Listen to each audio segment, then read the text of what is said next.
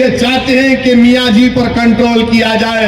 याद रखो, अब मियाँ जी पर कंट्रोल नहीं हो सकेगा। ये देश मेरा है, गुजरात भी मेरा है। आप सिर्फ पुलिस स्टेशन से हमारे जज्बात को कंट्रोल नहीं कर सकते। इंसान है, इंसान को जरूरत है पीने के पानी की। इंसान है तो उसकी औलाद के लिए, शिक्षा के लिए स्कूल की जरूरत है, बेटियों के डिग्री कॉलेज की जरूरत है। इंसान है तो ग्रीन जोन को खत्म करना पड़ेगा ताकि हम इज्जत की जिंदगी गुजार सकें। ये मजलिस की लड़ाई है। मैं आपसे वादा कर रहा हूं कि आप इन मसाइल पर गौर करिए। और जब बात शिक्षा की आती है तो क्या ये बात सच नहीं है भाजपा वालों कि गुजरात में ऐसे 700 प्राइमरी स्कूल हैं। गुजरात में ऐसे 700 प्राइमरी स्कूल हैं जहां पर एक टीचर पहली से 8वीं जमात के हर सब्जेक्ट को पढ़ाता है। 700 प्राइमरी स्कूल में एक टीचर पहली से फर्स्ट से 8 क्लास तक पढ़ाता है। क्या पढ़ाता होगा वो बेचारा? एक टीचर यानी एक अनार 100 बीमार के बराबर मिसाल दी जाती है। तो यहां पर गुजरात के स्कूलों में नजर आता है कौन सा डेवलपमेंट किया गया जुहापुरा में। जुहापुरा में तो मुसलमानों से सौतेला सलूक किया गया, तासुबियत के मजारे किए गए। मुसलमान इलाका है तो नफरत के तौर पर देखा जाता है। मुसलमान इलाका है तो कहा जाता है दुश्मन का इलाका है, वहां पर काम नहीं करवाएंगे। हम आपसे कह रहे हैं कि इन नफरतों को हम तोड़ेंगे, मोहब्बत को जुहापुरा में आम करेंगे, विधानसभा में आम करेंगे। हम ना भाजपा से डरते हैं, ना कांग्रेस की बातों से हमको यकीन करना है।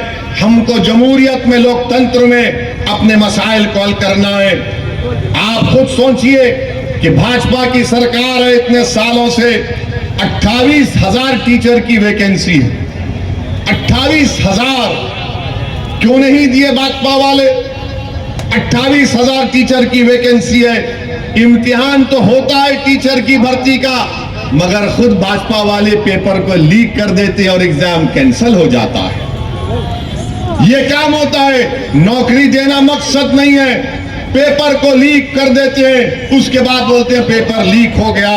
मेरे अजीज दोस्तों और बुजुर्गों, हम आपसे वादा कर रहे हैं कि इंशाअल्लाह ताला मजलिस का आप एक मर्तबा साथ दीजिए और इंशाअल्लाह ताला हम इस जुहापुरा में, पूरे गुजरात में जहां कहीं भी गरीबों से, मजलूमों से, दलितों से, मुसलमानों से, आदिवासियों से, हमारे सेकुलर भाइयों से नाइंसाफी हो रही है, मजलिस उस नाइंसाफी के खिलाफ आवाज उठाएगी। इसीलिए मैं आज आपके दरमियान में खड़े होकर इस बात का ऐलान कर रहा हूं कि इंशाअल्लाह ताला जमालपुर खेड़िया विधानसभा से मजलिस इत्तेहादुल मुस्लिमीन के उम्मीदवार कैंडिडेट इंशाअल्लाह जनाब साबिर काबुलीवाला साहब होंगे। और मैं उम्मीद करता हूं कि आप इनका साथ देंगे दुआओं से।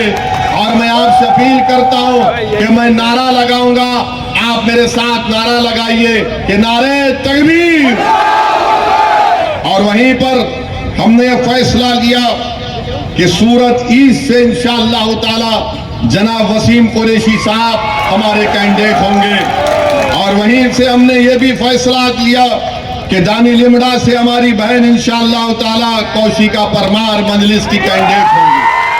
तो मेरी आपसे गुजारिश है कि हम तो ऐलान कर दिए, अब आपकी और इन तमाम उम्मीदवारों की जिम्मेदारी है कि वो अपने अपने विधानसभा में अपना काम शुरू कर दें। हाँ, इस विधानसभा से भी इंशाअल्लाह ताला जल्द से जल्द एक नाम का ऐलान किया जाएगा। आज हमने मीटिंग की हमारे कारपोरेटर से और तीनों से हमने कहा है कि जिस पार्टी जिसको भी टिकट देगी आप उसके कामयाबी के लिए आपको काम करना पड़ेगा। और तीनों ने हमसे वादा किया है कि सर आप असद साहब जिस किसी को कैंडिडेट आप बनाएंगे हम पूरी मेहनत करेंगे कि यहाँ से मजलिस का एमएलए मुंतखब होकर आए। मैं इनके जज्बे को सलाम करता हूँ। मेरी आपसे गुजारिश है मेरे अजीज दोस्तों और बुजुर्गों, ये लड़ाई हमारी हिस्सेदारी की लड़ाई है, ये लड़ाई हमारी सम्मान की लड़ाई है, ये लड़ाई नाइंसाफी को रोकने की लड़ाई, ये लड़ाई हक को हासिल करने की लड़ाई है। आपसे अपील कर रहे हैं कि डरने और घबराने की आपको जरूरत नहीं है। हाँ, मैं जानता हूं कि मेरे इस फैसले के बाद कांग्रेस पार्टी को बड़ी तकलीफ होगी, दूसरी पार्टी को भी बड़ी तकलीफ होगी, मगर आप ये बताइए कि कांग्रेस के 16 एमएलए जीतते हैं और जीतने के बाद नरेंद्र मोदी के गोद में बैठकर चाय पीते हैं, तो उसका जिम्मेदार ओवैसी है क्या? कांग्रेस पार्टी के 16 विधायक भाग जाते हैं, इसका जिम्मेदार कौन है? आप बताइए। इसीलिए आपसे अपील कर रहा हूं कि अपने वोट का सही इस्तेमाल करिए, अपने वोट को जाय होने मत दीजिए। याद रखिए, जमहूरियत में जब तक आप अपने वोट से अपने पसंद के उम्मीदवार को कामयाब नहीं करेंगे, हम अपनी लड़ाई में कामयाब नहीं हो सकते। हम अपनी हिस्सेदारी की बात में कामयाब नहीं हो सकते, हम अपने मसाइल को हल नहीं करवा सकते हैं। मेरे अजीज दोस्तों और बुजुर्गों, भाजपा की सरकार देश में है, गुजरात में है। हम देश के प्रधानमंत्री से जानना चाहते हैं कि देश के प्रधानमंत्री, आपने 2014 में कहा था कि 1 रुपया $1 के बराबर हो जाएगा। भारत के प्रधानमंत्री ने कहा था कि 1 रुपया $1 के बराबर हो जाएगा। देश के प्रधानमंत्री 8 साल में आज डॉलर 81 रुपीस के बराबर हो गया। $1 81 रुपीस के बराबर हो गया। देश के प्रधानमंत्री को बताना पड़ेगा कि 5 साल में 25% रुपया गिर चुका है, 25% रुपया गिर चुका है। और आपको ये जानकर तकलीफ होगी कि रिजर्व बैंक ऑफ इंडिया ने डॉलर को बढ़ने से रोकने के लिए 1 साल में $100 बिलियन उन्होंने खर्चा किए। $100 बिलियन खर्चा करने के बाद भी आज डॉलर 81 रुपीस पर हो चुका है और अनखरीब में 100 रुपये हो जाएगा। देश की इकोनॉमी बर्बादी के दहाने पर चले गई। वो म्यूचुअल फंड जो 20,000 करोड़ रुपये महाना म्यूचुअल फंड होता था, आज वो सिर्फ 6,000 करोड़ महीने में हो गया। वो जो स्टॉक मार्केट तो माशाल्लाह पिट रहा है। FIIs जो $40 बिलियन के थे, ये बेचकर पूरे लोग चले गए। देश के प्रधानमंत्री से आप पूछेंगे, देश के प्रधानमंत्री डॉलर 81 हो गया, तो भाजपा वाले बोलेंगे क्या प्रधानमंत्री ने मुगलों को खत्म नहीं कर दिया? जब पूछेंगे नौकरी नहीं है, तो बीजेपी वाले बोलेंगे नहीं, इसका जिम्मेदार औरंगजेब है, मोदी कहां है? यानी नौजवानों का मुकद्दर बेरोजगारी हो चुका है, नौजवान को रोजगार नहीं मिलता, मगर भाजपा वाले सिर्फ हिंदू मुस्लिम टेंशन की बात करते हैं। मेरे अजीज दोस्तों और बुजुर्गों, GST के नाम पर कारोबार ठप हो चुका है। एक्सपोर्ट्स नहीं हो रहे हैं, एक्सपोर्ट्स बिल्कुल नहीं हो रहे हैं, एक्सपोर्ट्स कम से कम होते जा रहे हैं। इसका जिम्मेदार बीजेपी की गलत इकोनॉमिक पॉलिसीज, जिसकी वजह से आज देश को भुगतना पड़ रहा है। इसलिए हम आपसे अपील कर रहे हैं कि इन तमाम चीजों को सामने रखकर आप जब विधानसभा असेंबली का इलेक्शन आएगा, अच्छे फैसले लीजिए ताकि आपकी आवाज विधानसभा में जा सके। मेरी इस बात को यकीन करिए कि आप में हम में इतनी ताकत नहीं है कि हम किसी पार्टी को सत्ता में आने से रोक सकते हैं, मगर आप हम में इतनी ताकत है कि हम अपनी इत्तेहाद की ताकत पर अपनी पार्टी के नुमाइंदों को विधायक बनाकर गुजरात की विधानसभा में भिजा सकते हैं। लोग आपको बोलेंगे, लोग आपके आके दरमियान में कहेंगे, जो आपके इत्तेहाद के दुश्मन है, जो आपकी ताकत के दुश्मन है, जो आपके मसाइल के हल को करवाना नहीं चाहते, जो जूहापुरा में डेवलपमेंट नहीं चाहते, वो आकर बोलेंगे एक मजलिस का जीत कर जाएगा तो क्या होगा।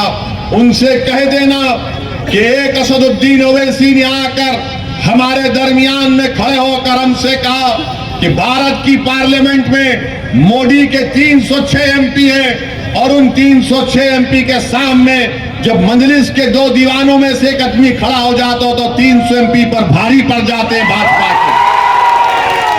वो मिजाज आपको गुजरात की विधानसभा में मिलेगा इंशाअल्लाह ताला। हम भी गुजरात की विधानसभा में जाएंगे तो गूंगे, अंधे और बहरे बनकर नहीं बैठेंगे कांग्रेसियों की तरह। हम जिंदगी का सबूत देंगे, और जिंदगी का सबूत लड़ने से मिलता है, गूंगे अंधे रहने से जिंदगी का सबूत नहीं मिलता। जिंदगी का सबूत इससे मिलता है कि जिसको आप अपना विधायक एमपी बनाकर भिजाते हैं वो जाकर लड़े सरकार से। मुख्यमंत्री कोई भी हो, प्रधानमंत्री मोदी भी हो, तो उसके सामने सीना तान कर खड़े होकर कहे कि मैं भी भारत का शहरी हूं। जुआपुरा में बसने वाले मुसलमान हैं मगर इंसान हैं, इनको इंसानों की बस्ती के तौर पर देखने की जरूरत है और यहाँ के मसाइल को, डेवलपमेंट को हल किया जाए। ये आवाज आपको सुनाई देगी गुजरात की विधानसभा में, मगर ये दूसरी पार्टी के लोग आएंगे, वोट लेकर चले जाते हैं, उसके बाद आपके डेवलपमेंट के बारे में कोई बातचीत नहीं करते हैं। तो मेरे अजीज दोस्तों और बुजुर्गों, मजलिस इत्तेहादुल मुस्लिमीन का आप एक मर्तबा साथ दीजिए। आपने अपने वोट से और अपनी दुआओं से यहां से 3 अराकीन बल्दिया को कामयाब किया। आपने बड़ा सही फैसला दिया, मगर डेवलपमेंट करवाना है जुआपुरा का, इस इलाके का डेवलपमेंट करवाना है। इसीलिए आपसे अपील कर रहा हूं कि एक वोट का सही इस्तेमाल करिए। मेरे बारे में बहुत सी बातें बोली जाएंगी, मुझे इसकी फिक्र नहीं है। मेरे खिलाफ जितनी बातें करना है कर लो, मगर मैं मुझसे मोहब्बत करने वालों से, नफरत करने वालों से एक बात कह रहा हूं कि अल्लाह सुब्हानहू तआला जब तक असदुद्दीन ओवैसी को जिंदा रखेगा, मेरी जिंदगी की एक एक सांस जब तक अल्लाह बाकी रखेगा, मैं जालिमों से, उनसे मुकाबला करता रहूंगा। मैं मजलूमों की आवाज बनकर उनके इंसाफ की लड़ाई लड़ता रहूंगा। ये मेरी जिंदगी का मकसद है। मुझे कोई इख्तिदार का लालच नहीं है। अल्लाह ने मुझे 4 मरतबा एमपी बनाया, अल्लाह ने मुझे 2 मरतबा 4 मीनार का एमएलए बनाया, अल्लाह का बहुत बड़ा करम है। मगर अल्लाह ने जब मुकाम दिया है, अल्लाह ने जब बोलने की सलाहियत दी है, अल्लाह ने बेशुमार नेमतों से मुझे नवाजा है, तो मैं अल्लाह का शुक्र सिर्फ इस तरीके से अदा कर सकता हूं कि मैं गरीबों और मजलूमों की लड़ाई लड़ूं, मैं मजलूमों के इंसाफ की लड़ाई लड़ूं, मैं आपकी आवाज बनूं, आपकी तकालीफ का जिक्र करूं, आपके आंखों में आंसू को देखकर उसको अपने आंख के आंसू समझ कर लड़ूं, मैं आपकी तकलीफ को अपने सीने में महसूस करूं। ये मजलिस का मकसद है मेरे अजीज दोस्तों और बुजुर्गों। मेरी आपसे गुजारिश है कि डरने और घबराने की जरूरत नहीं है। अब बीजेपी आरएसएस एक नया ड्रामा कर रही, और वो नया ड्रामा क्या है कि मोहन भागवत आरएसएस के सर संचालक दिल्ली में एक मदरसे को चले गए, दिल्ली में एक मदरसे को चले गए और मदरसे में जाकर उन्होंने कुरान की तिलावत को भी सुना, मदरसे के बच्चों को भी देखा, और मीडिया ने इसको बड़ा खूबसूरती से रिपोर्ट किया है। ऐसा रिपोर्ट किया है कि मोहन भागवत ने बड़ा एहसान किया मदरसे में जाकर। मैं गुजरात के इस जुआपुरा में खड़े होकर मोहन भागवत साहब से अपील कर रहा हूं, क्या आप बिल्किस बानो से मिलकर उससे कह सकते हैं कि तुझ पर जुल्म हुआ, हम इंसाफ दिलाएंगे? मोहन भागवत, बिल्किस बानो से इंसाफ दिला सकेंगे?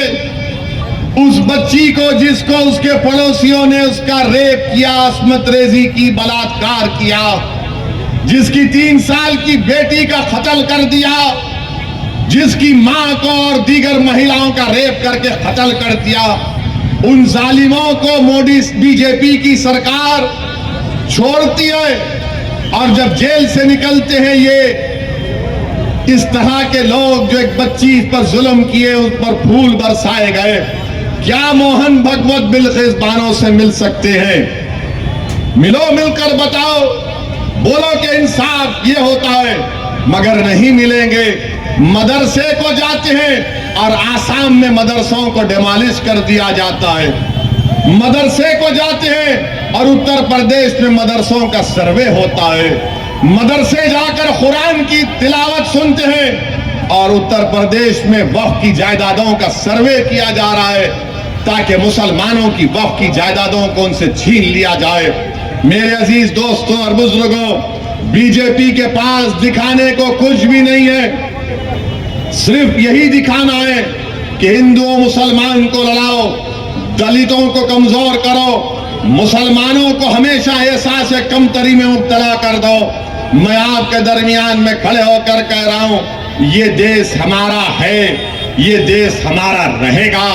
इस देश में हमारे बुजुर्गों की कुर्बानियों से, हमारे बुजुर्गों की मेहनत से, उलमाओं की कुर्बानियों से, अंग्रेजों की गुलामी से इस देश को आजादी मिली है। और ये मुल्क को अच्छा करना, इस देश को ताकतवर बनाना, ये हमारी भी जिम्मेदारी है।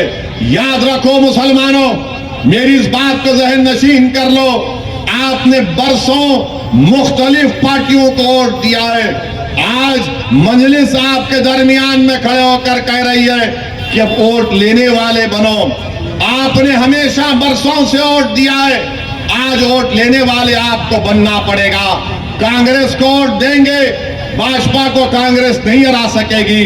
वो कोई एक और नई पार्टी आई, वो भी भाजपा को नहीं हरा सकती। अगर आज आप गुजरात में मजलिस के उम्मीदवारों को कामयाब करेंगे तो गुजरात की विधानसभा में आपका नुमाइंदा, आपका खादिम, आपका बेटा, आपकी बेटी आपके तकालीफ का जिक्र करेगी, लड़ेगी गुजरात की विधानसभा में। इसीलिए हम आपसे अपील कर रहे हैं कि मजलिस इत्तेहादुल मुस्लिमीन का साथ दीजिए। याद रखिए, वतन अजीज में यकीनन बेशुमार तकालीफ है, मसाइल है, मगर इसका हल क्या है बताओ आप मुझे, क्या हल है इसका? लोग बोलते हैं कि नहीं, क्या हल करेंगे? या तो हम घर की दरो दीवार को बंद करके खामोश बैठ जाएं, या फिर हम मैदान में आकर जमहूरी तरीके से अपनी आवाज को उठाएं। घर के दरो दीवार बंद करके बैठ जाना आसान जरूर है, मगर याद रखो वो बुज़दिली की निशानी है। अगर ये देश हमारा है तो इस देश के बुनियादी फैसले और हमारे मुकद्दर के फैसले हमारी आवाज के बगैर अधूरे रहेंगे। इसीलिए मेरी आपसे अपील है कि आप एक मर्तबा सियासी तौर पर सही फैसला लेकर, मुत्तहिदा तौर पर अच्छा फैसला लेकर आप यहां से मजलिस को कामयाब करिए। जो मजलिस का उम्मीदवार होगा, हम भी सबसे राय मशवरा करके एक फैसला ले रहे हैं। मगर मेरे अजीज दोस्तों और बुजुर्गों, मेरी आपसे अपील है कि इत्तेहाद को मजबूत करिए, अपनी आवाज को गुजरात की विधानसभा में पहुंचाइए। यही चंद गुजारिशात मुझे आप तक कहना था, और मैं आपसे वादा कर रहा हूं कि इंशाअल्लाह ताला आने वाले दिनों में मैं आपके इलाकों में आऊंगा। एक नहीं, 4-4 घंटे पैदल दौरा करूंगा। आपका घर मेरा घर है, ये आपका घर नहीं है, मेरा घर है ये। मैं आपके घर पर दरवाजे पर आऊंगा, आपका बेटा बनकर आऊंगा, आपका भाई बनकर आऊंगा। बल्कि अगर आप कहेंगे तो आपके इत्तेहाद की भीख मांगने में आपके दरमियान में आया हूं। मैं अपने लिए नहीं आया हूं गुजरात को, मैं इसलिए आया हूं कि आपके मसाइल हल हो जाएं। मैं अपनी इज्जत या अपनी दौलत या अपनी अनानियत में इजाफे के लिए नहीं आया हूं। मैं आपके दरमियान में आता रहूंगा ताकि जुल्म का खात्मा हो सके। बताओ, एक जुहापुरा मुसलमानों का इलाका है और उस बुनियाद पर उसको नजरअंदाज कर दिया जाता है। इससे बड़ा जुल्म नहीं हो सकता।